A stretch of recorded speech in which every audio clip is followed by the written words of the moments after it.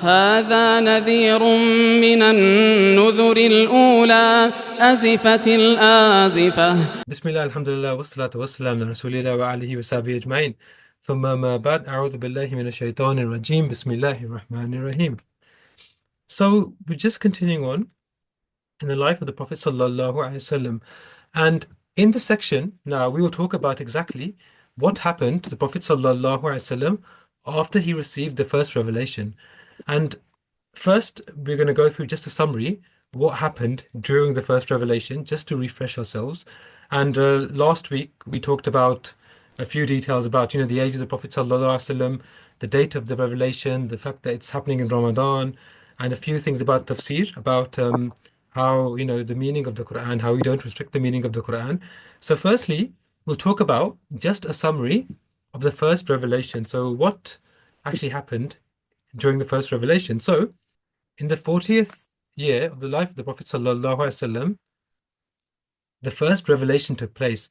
And in the previous sessions, we talked at length, you may remember, about the whole experience, about how the Prophet sallallahu alaihi wasallam, he was in the cave, and angel Jibril alayhi salam, he came to him, and we talked about the angel Jibril came to the Prophet sallallahu alaihi wasallam. It startled the Prophet sallallahu alaihi wasallam, like, where did this man come from? Why is he here? What is he doing here? Because initially the Prophet sallallahu alaihi wasallam, he saw Jibril alayhi salam in the form of a man, and then Jibril alayhi salam, he told the Prophet sallallahu alaihi wasallam, Iqra, read, right? Like we talked about this, and the Prophet sallallahu alaihi wasallam, he objected and he said, I'm not a reader. I don't read. He was just stating a fact. I can't read. Then Jibreel alayhi salam, he squeezed the Prophet sallallahu alaihi wasallam. And last time, previously, we discussed how this was applying pressure when he was squeezing the Prophet sallallahu alaihi wasallam, and the Prophet sallallahu alaihi wasallam was being taken from like 0 to 60, like in an instant, very quickly, very fast pickup, right? He was being squeezed. With anybody else, when we talk about accepting Islam or learning the Deen, we know it's a journey, a process. Human beings need time. But with the messengers and the prophets, there is no luxury of time. So in an instant, they must achieve something, that would take a lifetime for others. There's no time. Pressure has to be applied to the messengers and prophets.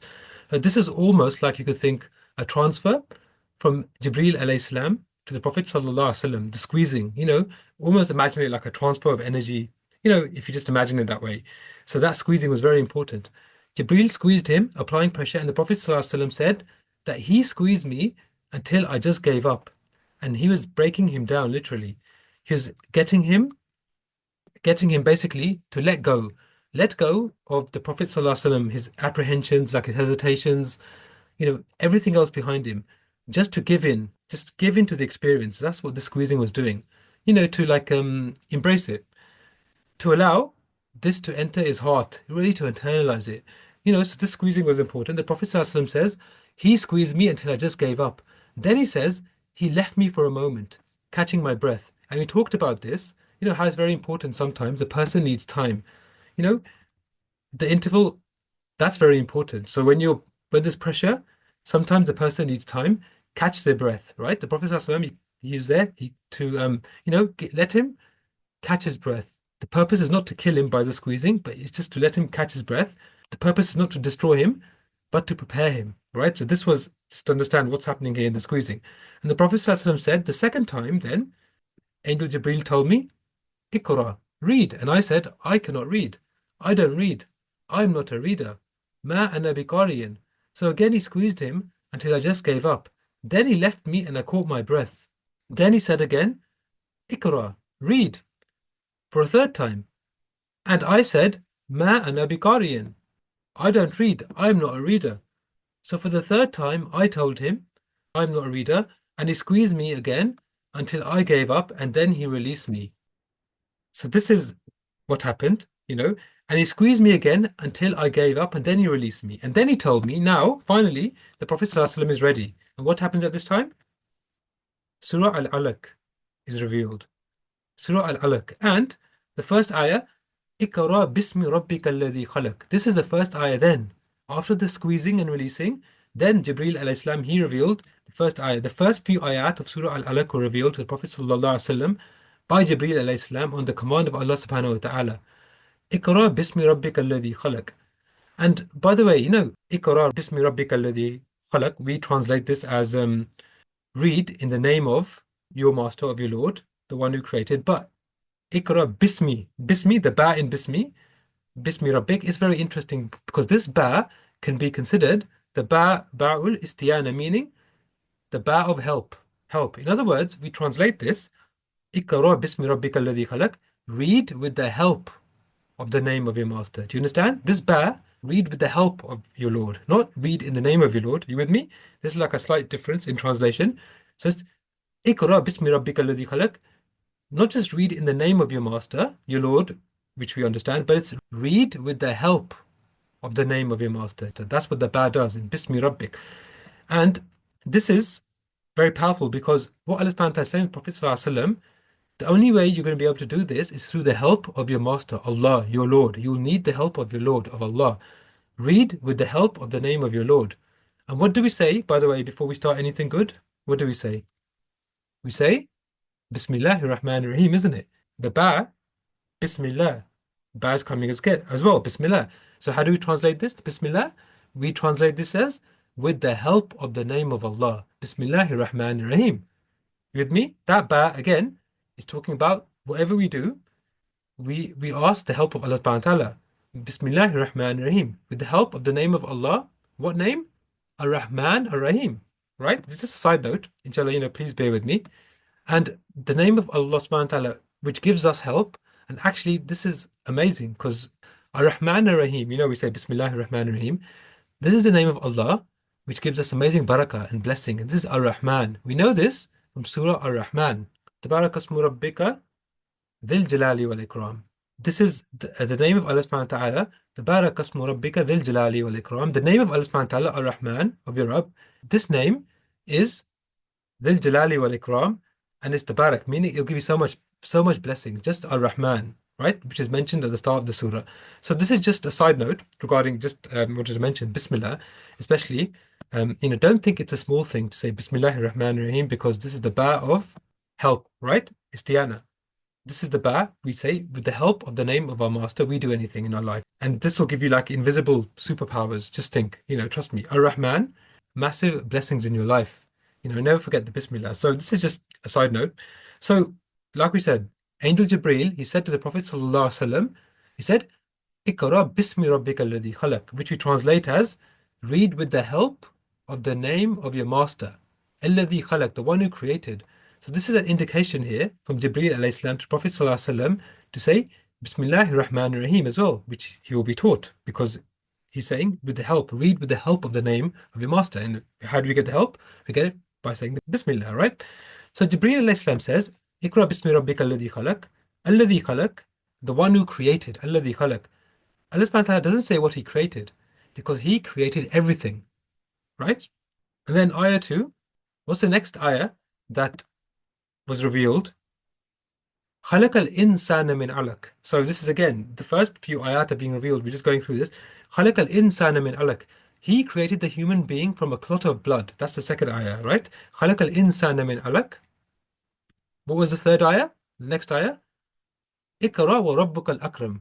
Read, and your master is the most generous. He's the most honorable. That was the third ayah. What was the fourth ayah? Surah Al-Alaq. الَّذِي عَلَّمَ بِالْقَلَمِ. The one who taught using the pen. عَلَّمَ بِالْقَلَمِ. He doesn't say what he taught because he taught the human beings everything they know. الَّذِي عَلَّمَ بِالْقَلَمِ. But then Allah subhanahu wa ta'ala specifically says, عَلَّمَ الْإِنسَانَ مَا لَمْ يَعْلَمْ. He taught the human being that which he did not know.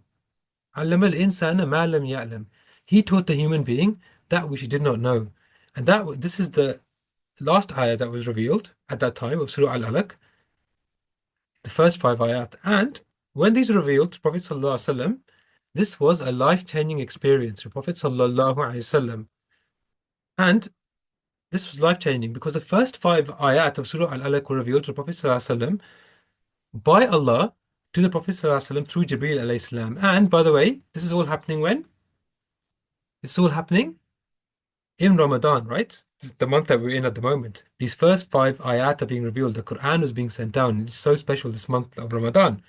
And you have to understand, these ayat, they're like really amazing. They define everything. To the Prophet ﷺ, this moment was life-changing. He was being made a prophet. He was interacting with an angel. He was receiving the word of Allah. He was directly communicating with Allah. And all of this is happening all at once, all at once. And this has a calming effect. So the other thing to notice here is actually these ayat were meant to have a calming effect on the Prophet ﷺ because the message in these ayat is actually great. You know, these first five ayat, these were given to Prophet ﷺ to calm him down because at that moment, just think, he's had a huge physical interaction with Jibreel, he's sent as a man, and in that moment, he's being told, do not let any of this cause you hesitation. Don't worry. Don't let this cause you worry. Why? Don't let this cause you worry because Allah subhanahu wa ta'ala, He said in these ayats, right? He created everything, right? He created the human being from something so like insignificant as a clot of blood. And this is the arrangement of Allah. Just like everything around you, the world you live in, it has been created by Allah. So don't worry, like this is all the creation of Allah. And as for learning something new, علَّمَ الْإِنسَانَ مَا لَمْ يَعْلَمْ. As for learning something new, something you don't know before, then understand that Allah subhanahu wa ta'ala, He taught the human being everything He knows, right? And this is no different. This is being taught by Allah subhanahu wa ta'ala directly. So don't have fear. It's like, do you understand? These ayat are meant to calm the Prophet sallallahu alaihi wasallam down because Allah subhanahu wa ta'ala is saying, he created everything. Don't worry, he taught everything. Don't have apprehensions. Embrace this experience, take it on. And just finally, then just want to mention the next events which happened. So what happened at this time with the Prophet sallallahu alaihi wasallam? So what happened is something very important. Firstly, we talked about this. The Prophet ﷺ, as the narration says, and we find this in Sahih al-Bukhari, he came back with a revelation. He came back, carrying this immense burden and weight. His heart was trembling and shaking. So just imagine, after he's had this experience, his heart is trembling, his heart is shaking, literally. He's being filled with emotions. He's going through so much internally, so much internally. You can just imagine what a person would experience after something like this, right? Like he's going through so much. So the Prophet ﷺ, he returned, he's coming out of the cave of Hira and he is shaking and trembling at this time because he just experienced something really amazing. Now, there's authentic narrations that add to this account, stating that when the Prophet ﷺ began his journey back, as he left the cave of Hira, he started thinking to himself. And what did he think? So he had these thoughts. He had these suicide thoughts, actually. The Prophet ﷺ said, he's in this narration, he's saying, the people I used to strongly dislike the most, who were the most misleading, were the poets. The fortune tellers. These were the most, I used to dislike these people the most. And the Prophet ﷺ, he hated these people because what they did, they used to prey on the weak people. They used to find the weak people, they exploited the weak people, they exploited their ignorance, they took advantage of the weak people, and they used to make money from the poor and the weak people. These fortune tellers. That's why the Prophet ﷺ hated these people. And after he experienced this huge event, after he received revelation for the first time, the Prophet ﷺ is just trying to understand it in his head, like what's going on? And he's thinking, maybe I'm becoming like one of these fortune tellers. I don't want to be associated with the fortune tellers, with these people, because I'm getting something like he couldn't understand it at the time, what's happening to him. So he thought it's like a fortune teller. He said, I don't want to be linked to people like fortune tellers. And you have to think the Prophet ﷺ thinks, maybe because the information he's getting, maybe he's like coming down like some kind of fortune teller. And the Prophet ﷺ says, or he thinks to himself, I might misuse this on poor people. What I'm getting? I might do the same thing with poor people. I might use this on poor people. So he's getting these thoughts. At that moment, he began climbing up a mountain. So he came out of the cave of Hira. So there was just like a nearby mountain. He was so emotional, he started climbing up the mountain. And he thought to himself, rather than misusing this, rather than ever taking advantage of anybody, I would rather end my life. I would rather just commit suicide. I would rather end my life than carrying this massive trust, than betraying this trust. You with me? So from the beginning, the Prophet ﷺ, basically, he felt this massive responsibility on him. So you have to understand, why is he having these thoughts that he wants to like kill himself? Because he's thinking that I've got this massive responsibility on me.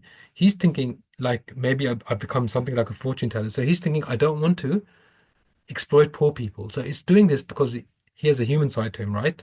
He has a love for people. And he's thinking, just like they exploit the poor people, I don't want to be like that. I don't want to do the same thing. From the very beginning, the Prophet ﷺ, he's feeling the responsibility.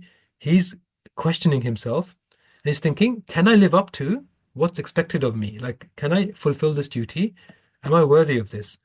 As he climbed the mountain, these thoughts consumed him, right? These thoughts got stronger and stronger in his mind. And what happened next? So just think, these thoughts are getting stronger and stronger in his mind. You know, I'd rather just kill myself, rather than taking this huge responsibility, rather than just becoming just like one of these fortune tellers, and rather than preying on weak people. I don't want to exploit weak people. So these thoughts became stronger and stronger in his mind. What happened next? After this, inshallah, what we'll do, at this like cliffhanger moment, as these thoughts are coming stronger and stronger in his mind, and he's thinking it's so easy to jump off the mountain now, I can just do that. What happens next? We can see actually how much this experience affects the Prophet ﷺ. We will talk about this in the next session. Just imagine how he must have been, what must be going through his mind at the moment to even think like this. The fear of not living up to responsibilities made him think like this. The thoughts got stronger and stronger. We'll discuss this in the next session. And right now, we leave it at this. And you have to understand, you can see that the Prophet ﷺ is a human being and he's having these emotions and these thoughts. We talk about it, the first revelation came down and then that's it, we move on. But just to understand the emotions of the Prophet ﷺ. So, on that note, may Allah subhanahu wa ta'ala give us the ability, the understanding and the ability and the love for the Prophet sallallahu alaihi wasallam, and understanding and the ability to learn about his life.